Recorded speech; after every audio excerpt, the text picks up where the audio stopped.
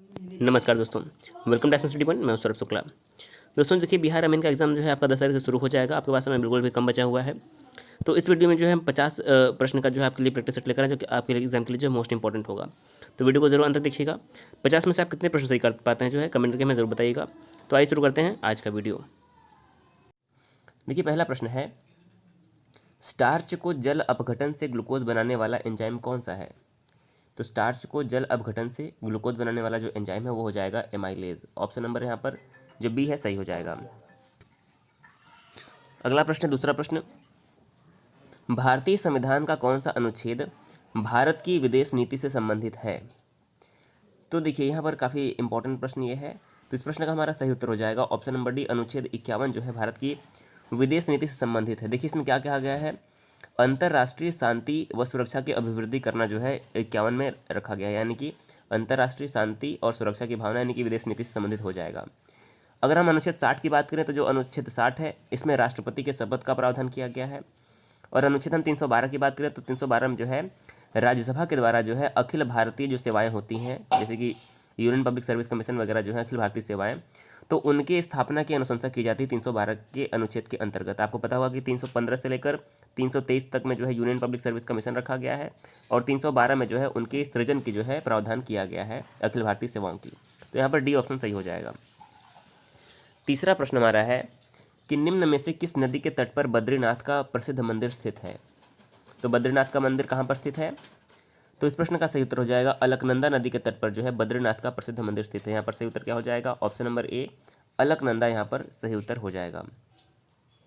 चौथा प्रश्न है, रक्त का थक्का बनने में फाइब्रिनोजन जो है इसको फाइब्रिन के परिवर्तन में भाग लेने वाले एंजाइम कौन से हैं? तो चौथे प्रश्न का सही उत्तर हो जाएगा यहाँ पर देखिए हमारा ऑप्शन नंबर डी, जो थ्रोम्बिन यहाँ पर है, थ्रोम्बिन बिल्कुल सही उत्तर हो जाएगा चौथे प्रश्न का।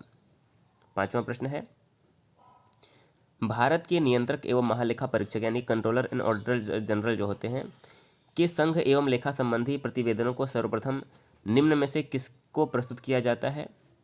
तो देखिए, जो नियंत्रक एवं महालेखा परीक्षक होते हैं इनके प्रतिवेदन को सबसे पहले राष्ट्रपति के समक्ष जो है प्रस्तुत किया जाता है। यहाँ पर हमारा सी ऑप्शन सही हो जाएगा। अब देखिए, जो नियंत्रक महालेखा परीक्षक यानी कि CAG होते हैं इनकी नियुक्ति अनुच्छेद 148 के द्वारा जो है राष्ट्रपति के द्वारा की जाती है और यह सीधे जो है राष्ट्रपति के प्रति उत्तरदायी भी होते हैं इसलिए। और बात करें कि वर्तमान में हमारे देश के नियंत्रक एवं महालेखा परीक्षक कौन है, तो गिरीश चंद्र मुर्मू जो है वर्तमान में CAG हैं भारत के नियंत्रक एवं महालेखा परीक्षक। सी ऑप्शन यहाँ पर सही हो जाएगा।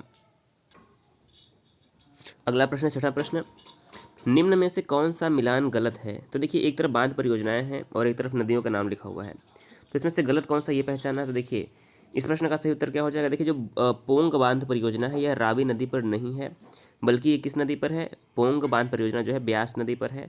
तो पहला वाला ही मिलान गलत है, तो हमारा ऑप्शन नंबर ए सही हो जाएगा। इसके अलावा राजघाट परियोजना जो है बेतवा नदी पर है, बिल्कुल सही है। तुलबुल परियोजना जो है वो झेलम नदी पर, ये भी बिल्कुल सही है। और हिडकल परियोजना जो है यह घाट प्रभा नदी पर है, ये भी बिल्कुल सही है। तो परियोजनाओं से प्रश्न बनते हैं, आप इनको जरूर एक बार पढ़ लीजिएगा। सातवां प्रश्न है, निम्न में से कौन सा कथन सही है? सही कथन को पहचानना है। तो देखिए, पहले लिखा है कि धन विधेयक राज्यसभा में प्रस्तुत होता है, बिल्कुल गलत है। धन विधेयक राज्यसभा में प्रस्तुत नहीं होता है। दूसरा कथन है, धन विधेयक लोकसभा में प्रस्तुत होता है, बिल्कुल सही है। जो धन विधेयक होता है वह लोकसभा में ही प्रस्तुत होता है, तो ऑप्शन नंबर यहाँ पर हमारा जो बी है बिल्कुल सही हो जाएगा। तीसरा है, यह संसद के किसी भी सदन में प्रस्तुत किया जा सकता है, ये गलत है। और यह लोकसभा में प्रस्तुत नहीं किया जा सकता, ये भी गलत है। तो इस केवल बी ऑप्शन हमारे यहाँ पर जो है सही हो जाएगा। आठवां प्रश्न है कि 73वां बाफ्टा यानी कि British academy film and television award जो होता है यह पुरस्कार 2020 सर्वश्रेष्ठ फिल्म का पुरस्कार किसे दिया गया? तो 73वां बाफ्टा अवार्ड में सर्वश्रेष्ठ फिल्म का जो अवार्ड है किसे दिया गया? मोस्ट इंपॉर्टेंट प्रश्न हो जाएगा और सही आंसर हो जाएगा 1917 पिक्चर यानी कि 1917 ये जो पिक्चर का फिल्म का नाम है, इसे 73वां बाफ्टा पुरस्कार में सर्वश्रेष्ठ फिल्म का जो है अवार्ड दिया गया है। अगर हम बात करें कि बाफ्टा अवार्ड में सर्वश्रेष्ठ अभिनेता का पुरस्कार किसे दिया गया, बात करें कि बाफ्टा अवार्ड में सर्वश्रेष्ठ अभिनेता का पुरस्कार किसे दिया गया, तो देखिए, जो जोकर फिल्म के अभिनेता हैं जोकिन फिनिक्स, इनका नाम आपको याद रखना है, मोस्ट इंपॉर्टेंट, कई प्रश्न में नाम आ सकता है। देखिए, इनका नाम क्या है? Joaquin Phoenix. इनको जो है बाफ्टा अवार्ड में जो है सर्वश्रेष्ठ अभिनेता का पुरस्कार दिया गया है, जोकिन फिनिक्स। अब इनका नाम इसलिए भी इंपॉर्टेंट है क्योंकि इन्हें इस बार 3 सर्वश्रेष्ठ अभिनेता का पुरस्कार मिला है। यह जोकर फिल्म के अभिनेता है, तो इन्हें जो है 92वां ऑस्कर जो 2020 रहा है, तो 92वें ऑस्कर अवार्ड में भी इन्हें जो है सर्वश्रेष्ठ अभिनेता का पुरस्कार दिया गया है। 73वां बाफ्टा अवार्ड जो है 2020, इसमें भी जोकिन फिनिक्स को ही सर्वश्रेष्ठ अभिनेता का पुरस्कार दिया गया है। इसके अलावा जो 77वां गोल्डन ग्लोब अवार्ड होता है 2020 का, उसमें भी जोकर फिल्म के अभिनेता जोकिन फिनिक्स को ही सर्वश्रेष्ठ अभिनेता का अवार्ड दिया गया। तो 3 प्रश्न यहाँ से आपके बन जाते हैं। ऑस्कर अवार्ड हो गया, 73वां बाफ्टा अवार्ड हो गया और 77वां गोल्डन ग्लोब, इन तीनों में सर्वश्रेष्ठ अभिनेता जोकिन फिनिक्स को दिया गया है। एक प्रश्न और बनता है कि सर्वश्रेष्ठ अभिनेत्री का अवार्ड किसे दिया गया है। तो देखिए, जो सर्वश्रेष्ठ अभिनेत्री का अवार्ड है वह जूडी फिल्म की अभिनेत्री, आप याद रखिएगा, जूडी फिल्म की अभिनेत्री रेनी ज़ेवेगर, क्या नाम है, रेनी ज़ेवेगर जो है इनका नाम है, आप याद रखिए रेनी ज़ेवेगर। इन्हें 92वें ऑस्कर अवार्ड में सर्वश्रेष्ठ अभिनेत्री का अवार्ड दिया गया है, 73वां बाफ्टा अवार्ड में सर्वश्रेष्ठ अभिनेत्री का अवार्ड दिया गया है और 77वां गोल्डन ग्लोब में भी जो है इन्हें ही सर्वश्रेष्ठ अभिनेत्री का अवार्ड दिया गया है। इसके अलावा हम बात करें पैरासाइट की, तो पैरासाइट को जो है 92वें ऑस्कर अवार्ड में सर्वश्रेष्ठ फिल्म का पुरस्कार दिया गया है पैरासाइट को। तो ये कुछ प्रश्न जो है बनते हैं। पुरस्कार एवं सम्मान से एक दोस्तों वीडियो जरूर बनाया जाएगा, मास्टर वीडियो, जिसमें कम से कम 25 से 30 मिनट में जो है आपको जितने भी अवार्ड और सम्मान दिए गए 2019 और 20 में वो सारे जो है कवर कर दिए जाएंगे। 9वां प्रश्न है कि भारतीय संविधान के किस अनुच्छेद के अंतर्गत नागरिकों को मौलिक अधिकार प्रदान किए गए हैं। तो देखिए, अगर हम मौलिक अधिकार की बात करें तो ये हमारे संविधान के भाग 3 में और अनुच्छेद 12 से 35 में आते हैं, ये सभी को पता है। तो सही उत्तर हो जाएगा अनुच्छेद 12 से 35 में जो है हमारे मौलिक अधिकार आते हैं, बी ऑप्शन सही हो जाएगा। 10 नंबर प्रश्न है, 1854 की वुड डिस्पैच की उपलब्धियों का मूल्यांकन करने के लिए किस आयोग का गठन किया गया था। तो सही उत्तर हो जाएगा जो 1854 में वुड डिस्पैच आया था, इसके मूल्यांकन करने के लिए जो है हंटर आयोग का गठन भारत में किया गया था। तो ए ऑप्शन सही हो जाएगा।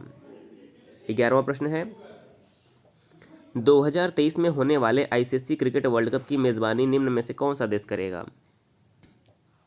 तो देखिए, जो 2023 में आईसीसी क्रिकेट वर्ल्ड कप होने वाला, इसकी मेज़बानी कौन करेगा, तो ये करेगा दोस्तों भारत। ऑप्शन नंबर यहाँ पर सी करेक्ट हो जाएगा। अब देखिए, आगामी वर्षों में कुछ ऐसे प्रमुख खेल है जिनका जो है मेज़बानी भारत के द्वारा किया जाएगा, तो उनका नाम याद रख लीजिए। पहले तो क्या हो गया, 2023 में होने वाला आईसीसी क्रिकेट वर्ल्ड कप। इसके अलावा जो 2021 में होने वाला आईसीसी टेस्ट चैंपियनशिप जो है ये भी भारत में ही आयोजित किया जाएगा। 2021 में आयोजित होने वाला आईसीसी टेस्ट क्रिकेट विश्व चैंपियनशिप ये भी भारत में होगा। इसके बाद जो 2021 में होने वाला है, क्या 2021 में 7वां आईसीसी T20, तो जो 2021 में T20 वर्ल्ड कप होने वाला है ये भी भारत में होने वाला है। इसके बाद जो 2021 में चैंपियंस ट्रॉफी होने वाला है ये भी जो है भारत में ही आयोजित किया जाएगा। तो इन सबका नाम याद रखिएगा, ये सभी जो है भारत में होने वाले हैं। इसके अलावा जो आईसीसी T20 वर्ल्ड कप 2022 में होगा वो साउथ अफ्रीका में होगा, और जो 12वां आईसीसी महिला एक दिवसीय T20 वर्ल्ड कप क्रिकेट विश्व कप है वो ऑस्ट्रेलिया और न्यूजीलैंड में जो है खेला जाएगा। 12वां प्रश्न है, व्यक्तिगत स्वतंत्रता के अधिकार के लिए निम्न में से कौन से रिट यानी कि याचिका दायर की जा सकती है। तो व्यक्तिगत स्वतंत्रता के लिए जो है बंदी प्रत्यक्षीकरण जो है रिट दायर की जाती है कोर्ट के द्वारा। सी ऑप्शन यहाँ पर सही हो जाएगा। और यह संविधान के अनुच्छेद 32 के तहत जो है जारी किया जाता है सुप्रीम कोर्ट द्वारा, और 226 के तहत जो है हाई कोर्ट के द्वारा जो है जारी किया जाता है। 13वां प्रश्न है, राज्यसभा के पहले सभापति हमारे देश में कौन थे। तो भारत के उपराष्ट्रपति ही राज्यसभा के सभापति होते हैं। तो हमारे देश के पहले उपराष्ट्रपति सर्वपल्ली राधाकृष्णन थे, तो ये भी जो है हो जाएंगे राज्यसभा के पहले सभापति। बी ऑप्शन यहाँ पर सही हो जाएंगे। वर्तमान में एम वेंकैया नायडू उपराष्ट्रपति और सभापति हैं।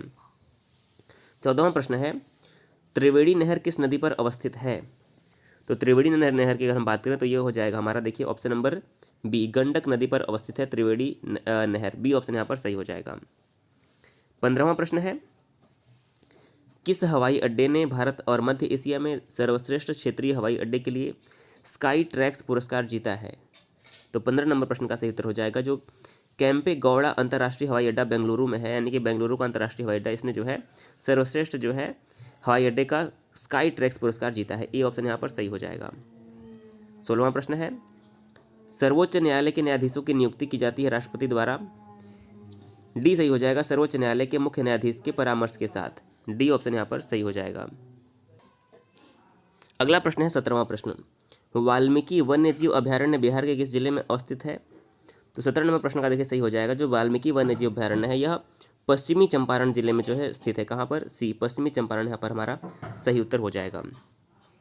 अगला प्रश्न है 18वां, राष्ट्रीय आपातकाल में लोकसभा की अवधि नहीं बढ़ाई जा सकती, ये गलत है।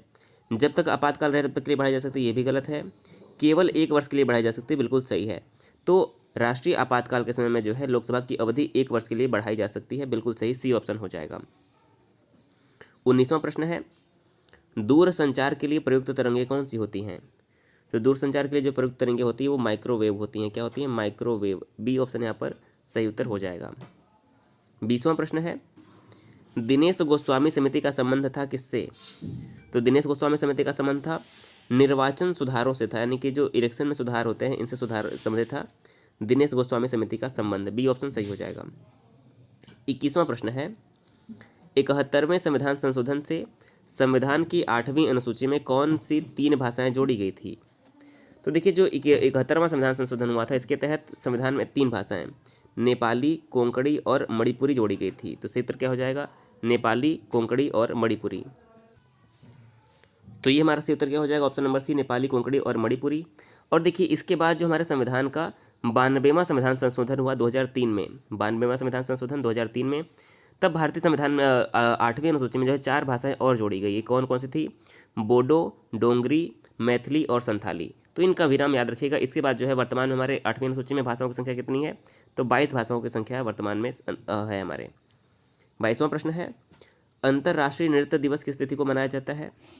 तो सही उत्तर हो जाएगा ऑप्शन नंबर बी, 29 अप्रैल को जो है अंतर्राष्ट्रीय नृत्य दिवस मनाया जाता है। यहाँ पर हमारा बी ऑप्शन जो है सही उत्तर हो जाएगा। 23वां प्रश्न है, जिस समिति ने लोकतांत्रिक विकेंद्रीकरण और पंचायती राज की सिफारिश की उसका सभापति कौन था? तो देखिए पंचायती राज व्यवस्था के लिए जो है 1957 में भारत में एक कमेटी स्थापित की गई थी जिसका नाम आपको पता होगा कि बलवंत राय मेहता कमेटी। तो बलवंत राय मेहता के सभापति यानी कि इनकी अध्यक्षता में जो है लोकतांत्रिक विकेंद्रीकरण और पंचायती राज व्यवस्था की जो है नींव पड़ी थी। तो हमारा सही उत्तर क्या हो जाएगा? डी, बलवंत राय मेहता। यहाँ पर डी ऑप्शन सही हो जाएगा। इन्होंने जो है त्रिस्तरीय पंचायती राज व्यवस्था की अनुशंसा की थी। मोस्ट इंपॉर्टेंट प्रश्न ये हो जाएगा। 24वां प्रश्न है, विजयनगर का प्रसिद्ध हजार मंदिर किसके शासनकाल में निर्मित हुआ था? तो विजयनगर का प्रसिद्ध हजार मंदिर जो है यह कृष्णदेव राय के शासनकाल में निर्मित हुआ था। यहाँ पर ए ऑप्शन सही हो जाएगा। अगला प्रश्न है 25वां, निम्न में से कौन भारत को धर्मनिरपेक्ष राज्य वर्णित करता है? तो देखिए जो भारत को धर्मनिरपेक्ष राज्य वर्णित करता है वो हो जाएगा हमारे संविधान की प्रस्तावना। यहाँ पर हमारा जो है बी ऑप्शन बिल्कुल सही उत्तर हो जाएगा। 26वां प्रश्न है, पंचायतों को संवैधानिक दर्जा प्रदान किया गया है किस अनुच्छेद के तहत? तो देखिए जो हमारे संविधान का 73वां संविधान संशोधन हुआ था उसके तहत हमारे संविधान में 11वीं अनुसूची जोड़ी गई जिसमें जो है पंचायती राज का उल्लेख है और जो है अनुच्छेद 243 में क से लेकर ड़ तक जो है पंचायती राज व्यवस्था का वर्णन किया गया। तो हमारा सही उत्तर क्या हो जाएगा? 243 के अंतर्गत जो है पंचायतों को जो है संवैधानिक दर्जा प्रदान किया गया। यहाँ पर हमारा बी ऑप्शन बिल्कुल सही उत्तर हो जाएगा। 27वां प्रश्न है, जेनेटिक्स निम्नलिखित में से किसका अध्ययन है? तो जो जेनेटिक्स होता है यह आनुवंशिकता और विचरण का अध्ययन होता है। यहाँ पर सी ऑप्शन जो है सही उत्तर हो जाएगा। 28वां प्रश्न है, संविधान सभा द्वारा स्थापित मौलिक अधिकारों और अल्पसंख्यकों हेतु सलाहकार समिति के अध्यक्ष कौन थे? तो देखिए ये मोस्ट इंपॉर्टेंट प्रश्न हो जाएगा। संविधान की प्रस्तावना जो है यह पंडित नेहरू द्वारा प्रस्तुत की गई थी और जो मौलिक अधिकार एवं अल्पसंख्यक हेतु सलाहकार समिति थी उसके अध्यक्ष बनाए गए थे सरदार वल्लभ भाई पटेल। तो इस प्रश्न का हमारा बी ऑप्शन जो है बिल्कुल सही हो जाएगा। इसके अलावा अगर बी आर अम्बेडकर की बात करें तो इन्हें जो है संविधान सभा की प्रारूप समिति यानी कि ड्राफ्टिंग कमेटी का चेयरमैन बनाया गया था भीमराव अम्बेडकर को। 29वां प्रश्न है, शून्य अंश अक्षांश तथा शून्य अक्ष देशांतर अवस्थित है किस महासागर में? तो जो 0 डिग्री लेटीट्यूड और 0 डिग्री लॉन्गिट्यूड हमारा होता है ये जो है कहाँ पर स्थित है? अटलांटिक महासागर हमारा जो है सही उत्तर हो जाएगा। यहाँ पर 29 नंबर प्रश्न का अटलांटिक महासागर ए ऑप्शन बिल्कुल सही हो जाएगा। 30वां प्रश्न है, उदयपुर वन्यजीव अभयारण्य कहाँ पर स्थित है? तो देखिए उदयपुर नाम से कभी कभी कन्फ्यूजन हो सकता है, ये राजस्थान में नहीं है बल्कि कहाँ पर है? उदयपुर वन्यजीव अभयारण्य जो है ये हमारा हो जाएगा बिहार में। कहाँ पर है? उदयपुर वन्यजीव अभयारण्य बिहार में है। ऑप्शन नंबर हमारा बी। देखिए बिहार के कहाँ पर है? यह पश्चिमी चंपारण में जो है यह है। तो याद रखिएगा पश्चिमी चंपारण में उदयपुर वन्यजीव अभयारण्य स्थित है। 31वां प्रश्न है, 22 निम्न में से किस देश की स्थानीय पवन है? तो 22 की बात करें तो यह जो है फ्रांस की एक स्थानीय पवन है और यह ठंडी एवं शुष्क हवा है फ्रांस की। तो यहाँ पर डी ऑप्शन सही उत्तर हो जाएगा। 32वां प्रश्न है, राम सागर परियोजना किस नदी पर अवस्थित है? तो देखिए जो नागार्जुन सागर परियोजना है वो किस नदी पर है? नागार्जुन जो है अगर नाम आएगा तो कृष्णा नदी हमारा सही उत्तर हो जाएगा।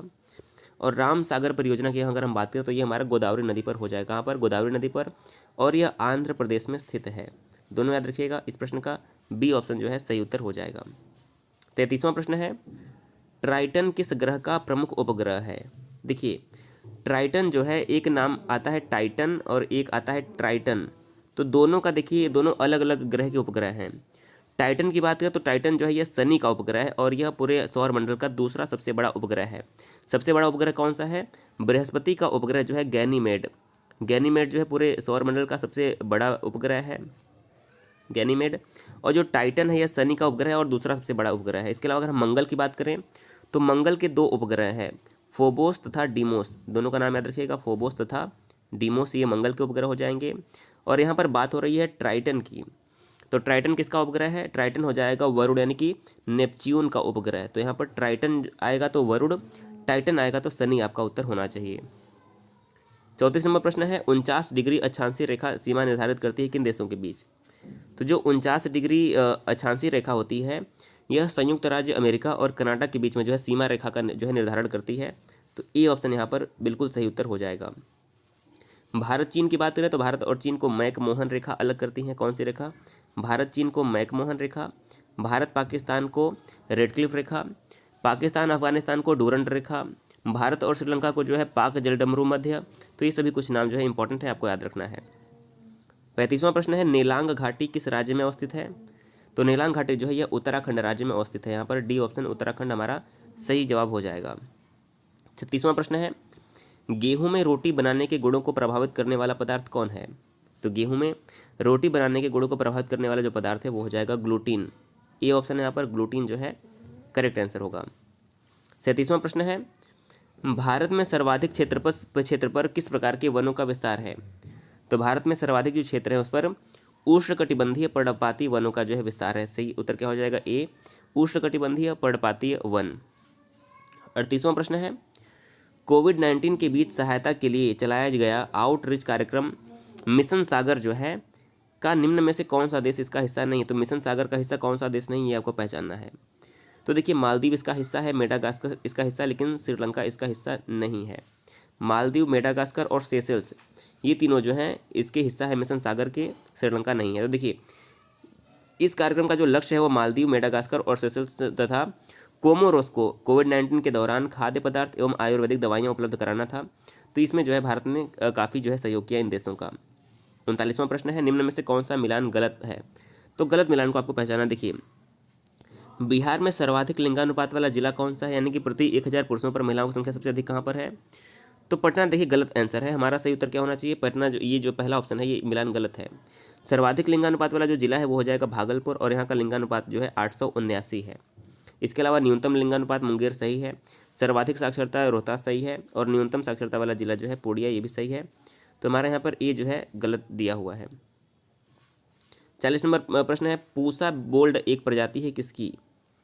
तो जो पूसा बोल्ड है यह एक प्रकार की सरसों की प्रजाति है। क्या हो जाएगा? यह सरसों की प्रजाति है।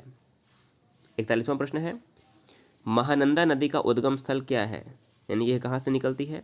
तो जो महानंदा नदी है यह दार्जिलिंग की पहाड़ियों से निकलती है। क्या कहाँ से? दार्जिलिंग की पहाड़ियों से निकलती है। बी ऑप्शन सही हो जाएगा। 42वां प्रश्न है, एक्वारेजिया में हाइड्रोक्लोरिक अम्ल तथा नाइट्रिक अम्ल का अनुपात कितना होता है?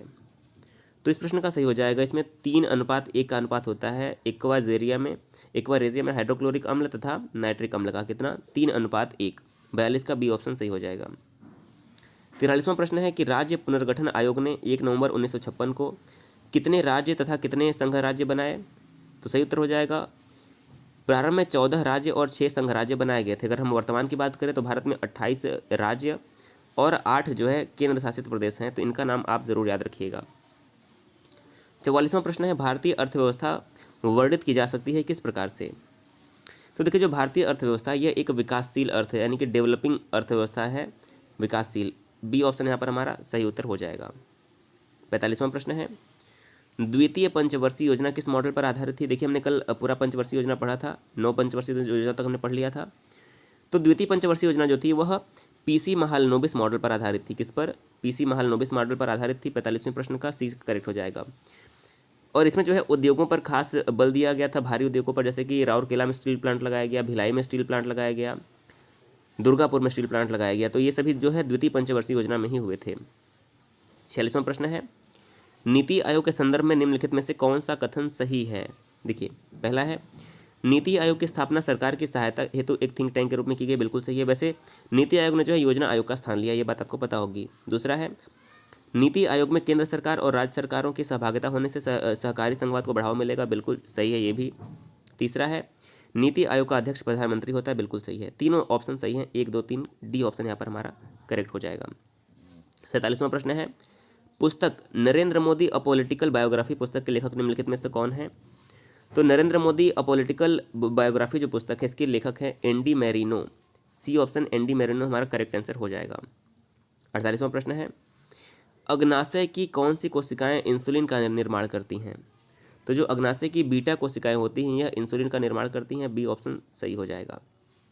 49 नंबर प्रश्न है, डकवर्थ लुईस पद्धति का प्रयोग किस खेल के लिए किया जाता है? तो आप सभी को पता होगा, जो डकवर्थ लुईस पद्धति है, इसका प्रयोग जो है क्रिकेट में किया जाता है। यानी कि जब भी कभी भी बारिश हो जाती है तो जो है कि डकवर्थ लुईस पद्धति के अनुसार जो है स्कोर को कम किया जाता है या फिर ओवरों के संख्या में कमी की जाती है। तो ये टारगेट बदल दिया जाता है। ये होता है क्रिकेट में डकवर्थ लुईस पद्धति। देखिए लिखा है, इस नियम के तहत घटाए गए ओवरों में से एक लक्ष्य निर्धारित किया जाता है। इस तरह की स्थिति पानी पड़ जाने या फिर स्लो ओवर रेट के कारण जो है होती है। अगला प्रश्न देखिए हमारा क्या है, आज का अंतिम प्रश्न यह है 50वां, ह्वेनसांग के बारे में निम्न में से कौन सा कथन सत्य है? पहला है, यह चीनी निवासी था। ये बिल्कुल का सही कथन है। उन्होंने बिहार के नालंदा विश्वविद्यालय में अध्ययन किया था। ये भी बिल्कुल सही है। उन्होंने रेहला नामक पुस्तक की रचना की थी। ये गलत है। देखिए, जो रेहला पुस्तक है, रेहला की रचना इब्न बतूता द्वारा किया गया था।